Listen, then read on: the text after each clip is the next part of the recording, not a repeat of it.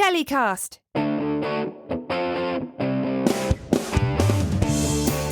Hi, I'm Justin Crosby and welcome to another TellyCast. What IP and genres perform best on YouTube? When's the best time to post new content, and does that matter? And how do you reach your target audience with your content? Well, here to answer all that and more, besides, we have Ally Penelope with some more strategy tips for broadcasters and studios from our friends at Little Dot Studios, one of the world's biggest YouTube channel specialists, running over 700 channels for some of the biggest sports and entertainment brands in the world. Hi, Ally. Welcome to the show. Hello. Thank you for having me. Not at all. Thank you for being here. Mm-hmm. And it's been great. The last few weeks, we've had James Loveridge on the show from Little Dot Studios, and he talked to us about strategies for TV producers. And then we've also had Graham Swallow, who was talking us through a little bit more detail about optimization tips and metadata and all that stuff. So we got really into the detail of that a few weeks ago. So we're going to be talking about multi-channel strategies for broadcasters, IP owners, studios, etc. Anybody who may have multiple channels on YouTube or may be thinking about putting their content out across multiple channels. So first of all, tell us about your role at Little Dot, what you do. Yeah, absolutely. So I'm a partnerships director. My boss is actually James Loveridge. So I work with him in our entertainment department on a number of different clients. So I know he mentioned the Graham Norton show. I work also with Hot Sauce, which does the Jonathan Ross show. But I also work with a number of studios and IP holders that employ that exact strategy we're going to talk about, where they're across multiple channels, multiple platforms, and how they can maximize that IP across those platforms. Okay. And so you're working with big companies, but we're talking about big studios, aren't we? Yes, big studios. We won't name names, but multiple IP and IP across different genre, IP that might be scripted or unscripted. So it kind of runs the gamut. Okay. And they may be UK or they may be US based. Who knows? But we can't talk about who they are in detail. But it's going to be brilliant to talk about the strategies that you're adopting and you're implementing from them as you manage all of their channels. So we've got 5 tips. Right? Or you have 5 tips for us for multi-channel strategies for broadcasters, IP owners, and studios. So the first one we have here is called the pyramid approach. Now, tell us, Ally, what the pyramid approach is. Yeah, so I don't want to confuse this with anything like a pyramid scheme.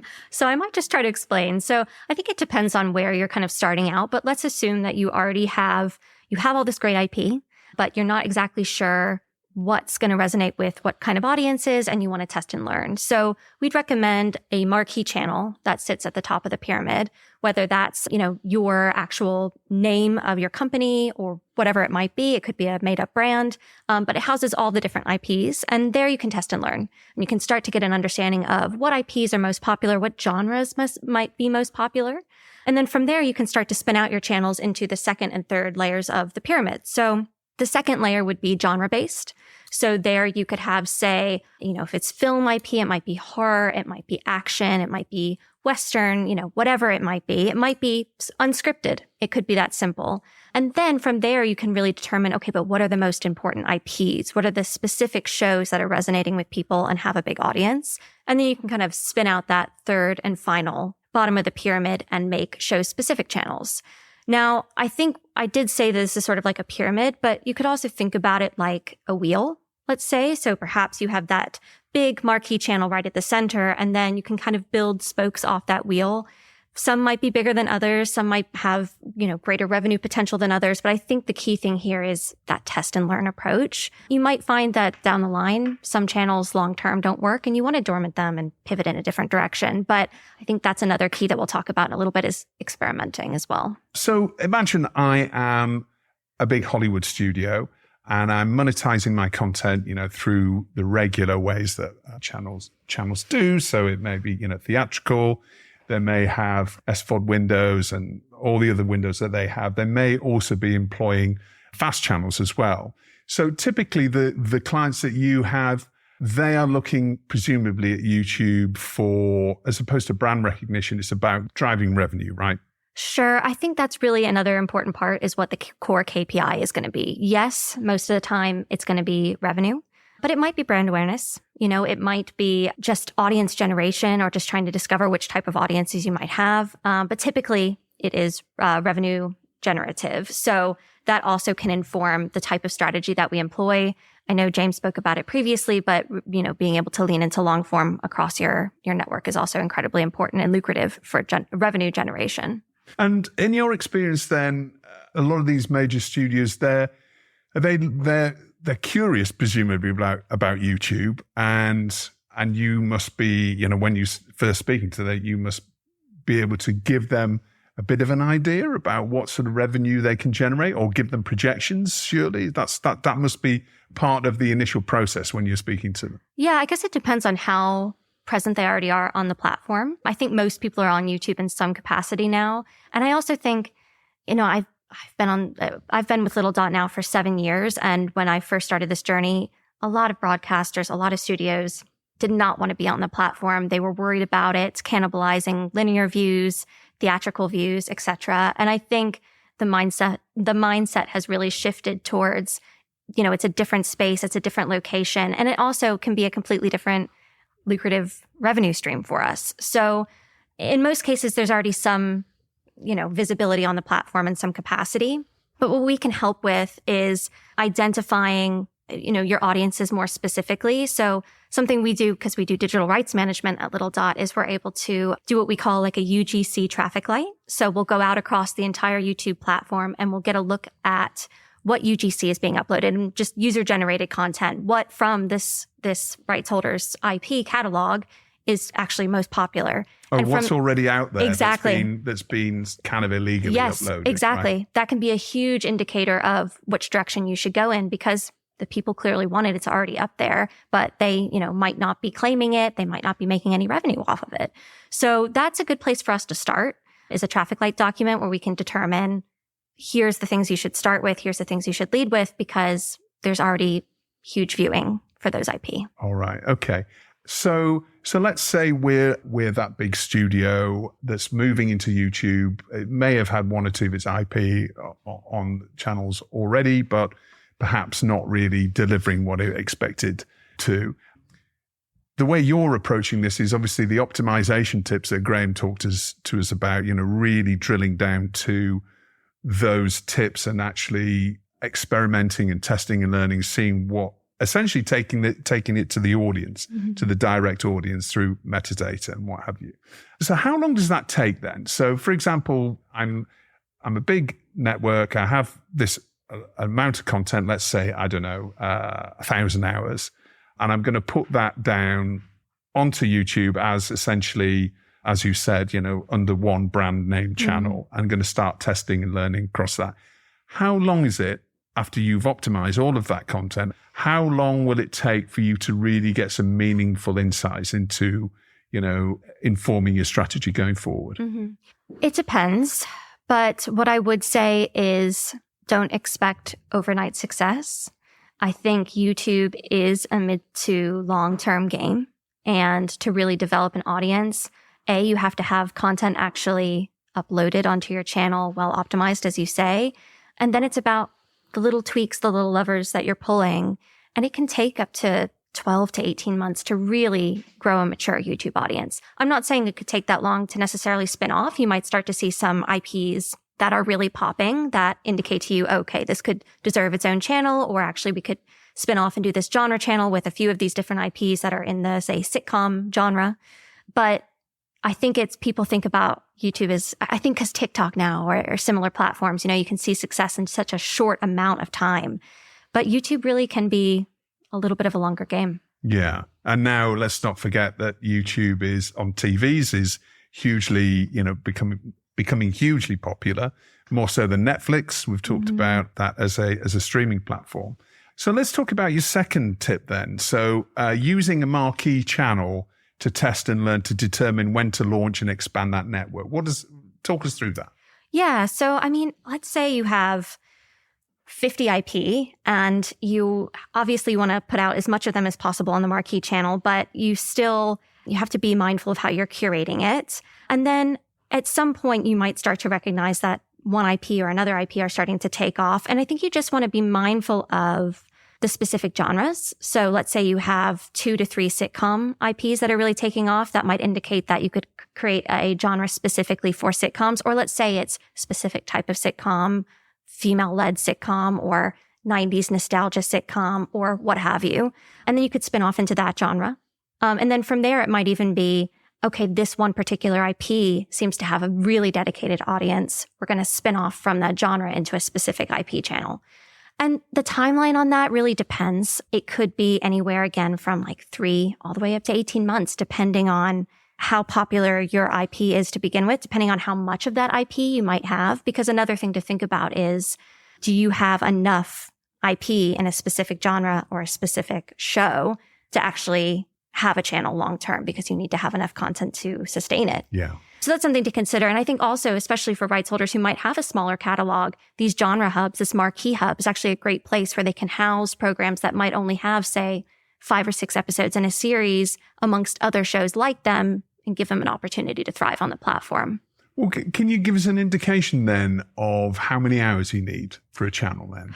For a channel itself, for a single channel, I would say probably, as much as you can get, definitely, but a minimum of, say, 50 hours.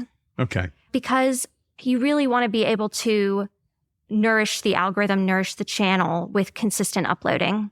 And if you're not able to do that, your channel's probably not going to succeed long-term in the algorithm. And you could get creative, of course. There's clipping, there's full-length episodic content, there's compilations, there's shorts, there's live streaming. There's lots of ways to maximize your IP, no matter how big the catalog might be. But it's definitely something to be mindful of. If it's smaller, think before launching a channel for a show that only has 6 episodes. That's not sustainable. Maybe it needs to sit with a genre hub of detective shows or what have you. And how would you know then to make that decision? Because I think let's just follow that for a second. So I've got a particular show which I have 100 hours for example, let's say, and it's performing well within my overall channel brand. And I decide maybe it is time to spin it off onto its own channel. Mm-hmm. What will determine that? Not only obviously the number of hours you've got, but is it watch time?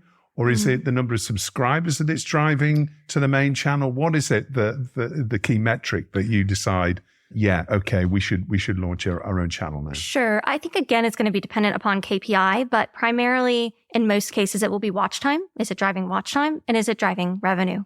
Again, you might have a show that's hugely popular, but gets easily demonetized. So it just doesn't make sense to spin it off into its own channel. But I would say if it's monetizing well, if you have viewer retention, so people are not just clicking on it, but sticking around and watching it for a long time, views can be a good indication. Subscribers, not so much, because YouTube is a search engine and most of your viewership is going to be coming from non-subscribers anyway. So you're going to want to try to hit people who are looking for similar content on the platform. So I think it's a little bit art, it's a little bit science, because in terms of a benchmark to say at what number, is it 100 million views? Is it 100,000 hours?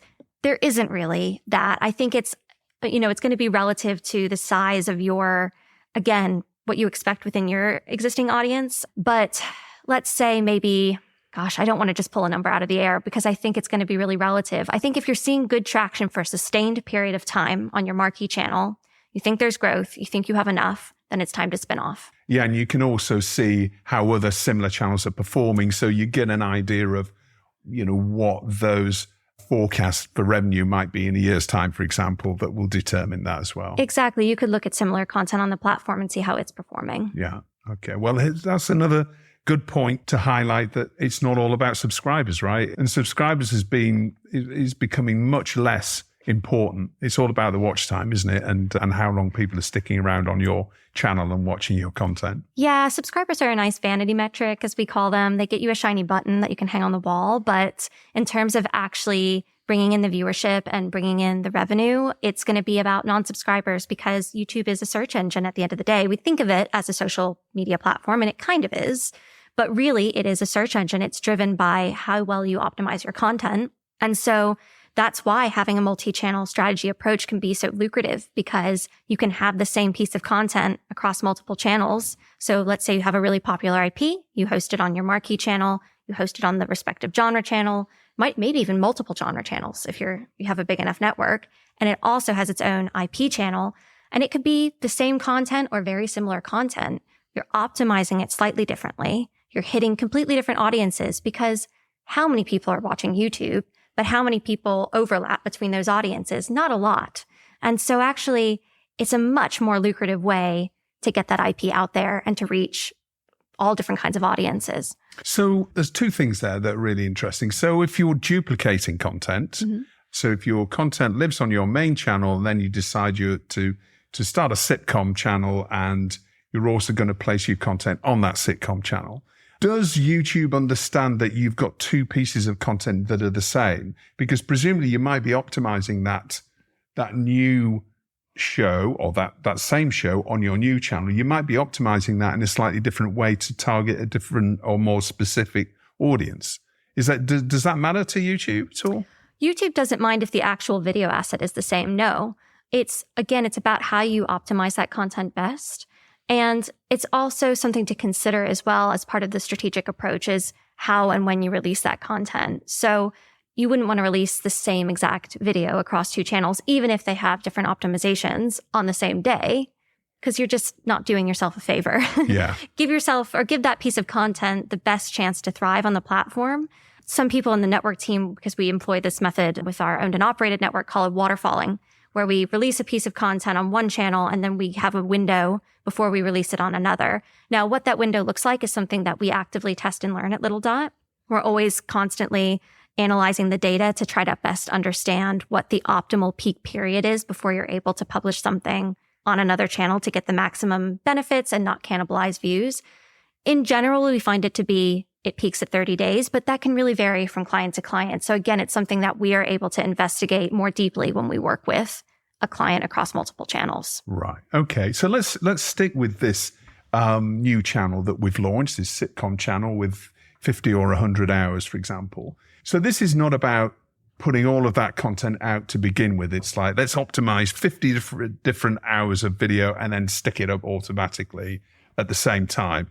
Is this about building a regular date where you go live, a particular time, as you say, which is really important, but maybe a particular day of the week as well, and start to build in some sort of viewer habits? Yeah, I know that we've sort of spoken about how subscribers aren't as important, but I still think for the algorithm, that consistency and that same day, same time can be really important because the algorithm will pick up on that. I don't recommend when you're launching a channel to dump like 50 hours worth of content there. I know it can be tempting because you think if people come to my channel and there's nothing there, that's also frustrating. But that's why I'm talking about the slow build.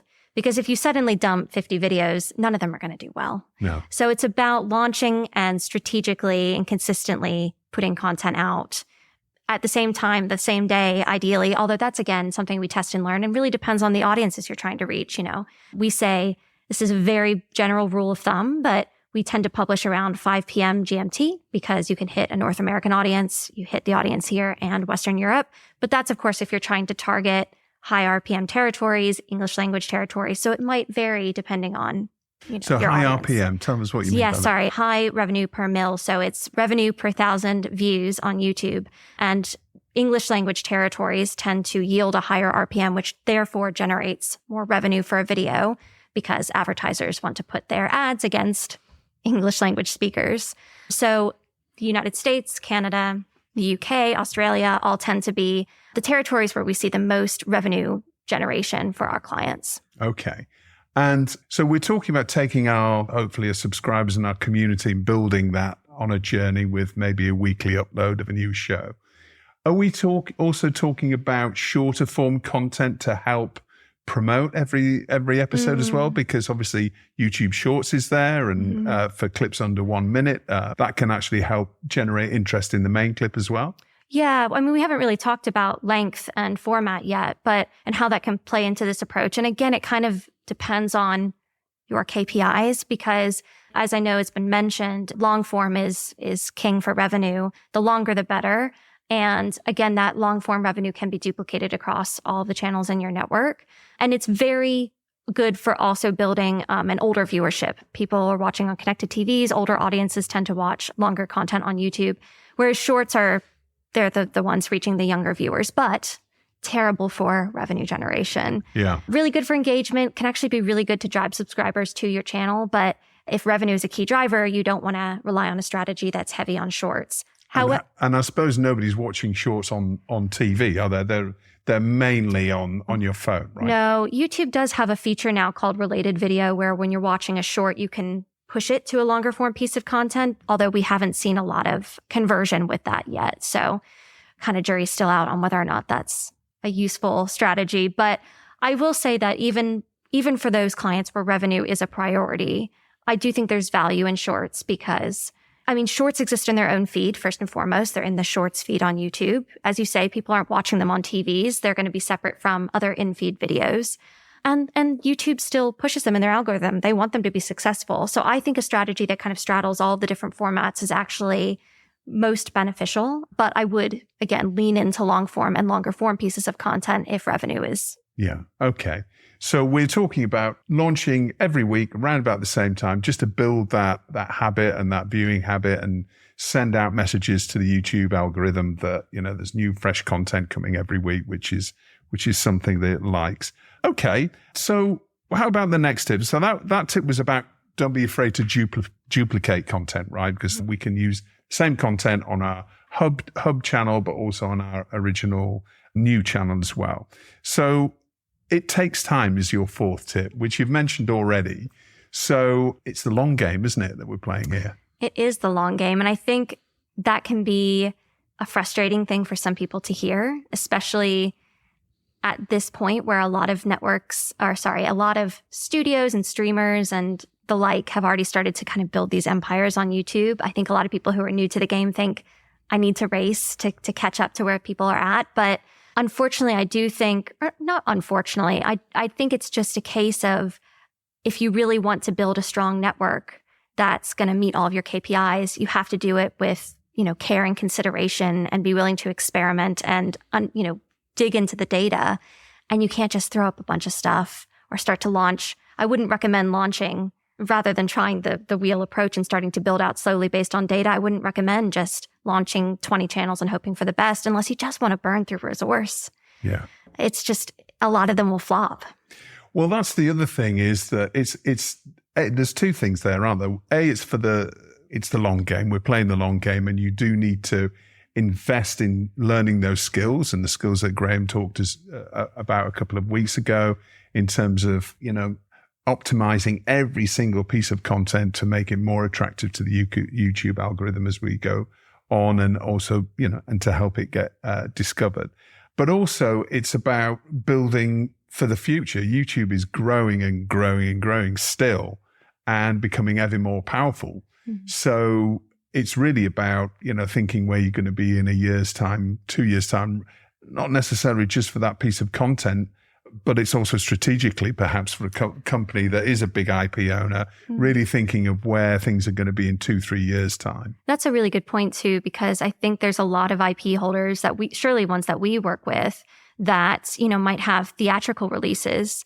And if they've built this amazing network, they can leverage that, so they might have a release that's, again, I'm going to say horror film because I'm a horror enthusiast myself, but they put it out they can support it on the horror network that they've built or a marquee channel as well. So there's multiple places, non-traditional spaces where they can then leverage that theatrical release and also make some money doing it. Yeah, absolutely. Okay. So that's a little bit about patience and learning the skills. And then finally, we come on to your tip, which is serving different audiences. Okay, tell us about that. Yeah, I think this is a good one as well, because oftentimes, especially big rights holders, they have a lot of different considerations when it comes to the audiences that they want to hit. And YouTube pretty much has all those audiences there. It's just about, again, pulling those levers and tweaking the optimization to make sure that you're hitting them. And in theory, you could be building out a network that has channels servicing those different types of audiences. So what I mean is, it might be that you have, say, a bunch of different kind of sitcom content. Let's keep going back to sitcoms. And, some of them are resonating with a younger audience, say Gen Z, young millennials. So you can create a genre-based channel specifically with those IPs, are resonating with those folks. You're optimizing the content specifically for that audience and reaching them there. And then you have the sitcoms that might be for the older audiences, the Gen Xers, the baby boomers, etc. And you're packaging those on a separate sitcom genre hub that's servicing those older audiences. So I think that's what's so great is that you're able to really curate your IP catalog to service whoever it might be. And again, I think this is something that you can't just do from the get-go. It takes time to kind of even understand what audiences you might have. I think sometimes what happens with us, with a lot of our clients, is we start to develop this network of channels, and there's always surprises about what IPs are resonating people and what IPs are resonating with which people. And until you do that experimentation, you might not know. Yeah. And we're coming back to an earlier point that you made about English-speaking territories, which automatically a lot of companies are looking to target. But how about dubbing then? And how about bringing all of this content to new audiences? Because we've got lots of different AI tools that are being built now. So it starts to become much more affordable from a YouTube perspective to target various different audiences in India, for example, or Nordic markets in their domestic languages. So tell us about how you're approaching language and dubbing then. Well, I'll go back and say there's two schools of thought with us, because there is the MLA tool, which is relatively new to the platform. So that's the multi-language audio tool. And you might be familiar with, say, Mr. Beast is using it. He previously had all of his foreign language channels separately from his main one, but he's now dormanted all of those, and he's using the multi-language audio tool on his main channel, which means he's able to have dubbed tracks on all of his videos and subtitles on all of his one single upload. Are we talking, is that automatically dubbing them, or is he actually uploading different dubs for each language? He goes away and he has actors who create those dubs for him for all those different languages. So similarly, if you had, say, in this case, like a theatrical studio, they would have to provide the dub versions or the sub versions of those audio tracks. Okay. So you could use the MLA tool, which is, again, relatively new, and we're still gathering data internally about how successfully it's able to reach audiences in those different territories. Our data does heavily suggest that it's not entirely effective without metadata alongside of it. So you'd also want to have someone who is able to translate and write all of the metadata. Well, that was going to be my question, actually, because we've talked about how important it is to optimize content. Yeah. So if all of a sudden we are uploading a dubbed audio track, then into the same, essentially on the same video, which is hosted in the same place on YouTube, then wouldn't you also need to upload international language metadata? Yes. And then in theory, it's served whatever the user is logged into, the language that they've chosen is how that metadata will appear to them if it is available.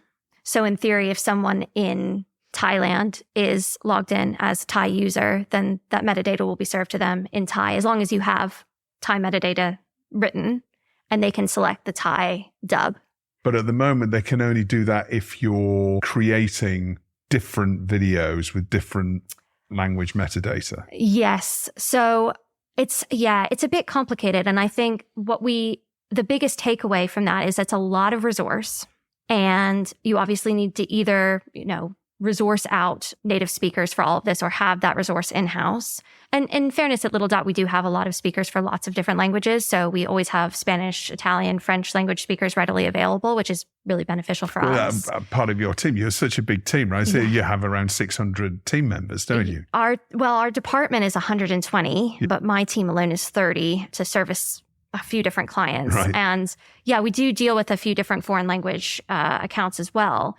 And I think it's a lot of resource. So it's something to consider about what the actual reach is going to be.